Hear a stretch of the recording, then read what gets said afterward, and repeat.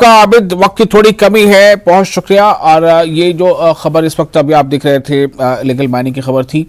और इसके साथ ही हम एक और अहम खबर आपको दे रहे हैं कि पीडीपी अध्यक्ष महबूबा मुफ्ती ने पंडित जवाहरलाल नेहरू की तारीफ की है और कहा है कि स्वर्गीय मुफ्ती मोहम्मद सैयद धर्मनिरपेक्ष भारत के विचार में विश्वास करते थे। मुफ्ती मोहम्मद सैयद और वो नेहरू और गांधी के भारत के कट्टर समर्थक थे। महबूबा ने अदालतों और अन्य मामलों पर भी अपनी बात रखी है। जम्मू कश्मीर लकुट मकुट मुल्क अकिस हिंदुस्तानस मज बराबरी हज पनुन जेंडर पनुन आईन पनुन असेंबली, मगर बदकिस्मती कि यस वनकन जमात जो आज की जमात है, इन्होंने न सिर्फ जम्मू कश्मीर का आईन खत्म किया बल्कि इन्होंने हिंदुस्तान के आईन पे बुलडोजर चलाया।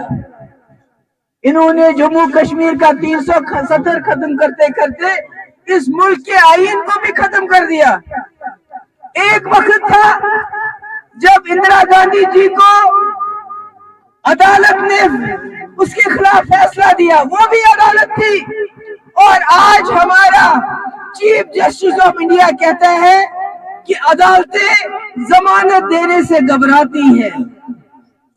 ये आप खुद सोचिए, एक अदालत वो इंदिरा जी के टाइम में, कांग्रेस के टाइम में, जिसने उस वक्त वजीर आजम के खिलाफ फैसला दिया, और आज की अदालतें बेगुनाहों बेकसूरों को जमानत देने से भी घबराती हैं। ये मैं नहीं कह रही हूँ, ये चीफ जस्टिस ऑफ इंडिया कह रहे हैं इस वक्त। एक मीडिया वो जब भी कहीं कम्युनल राइट्स होते थे, फसादात होते थे, तो मीडिया बात करता था।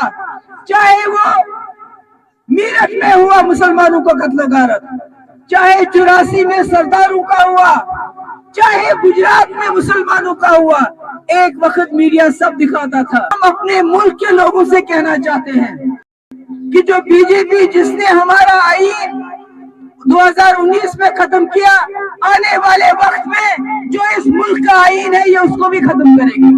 इन्होंने हमारा झंडा खत्म किया, आने वाले वक्त में वो तिरंगा जिसके लिए यहाँ के लोगों ने, जिसके लिए पूरे मुल्क के लोगों ने खून बहाया है, ये उस झंडे को भी तब्दील करके भगवा झंडा बनाएंगे।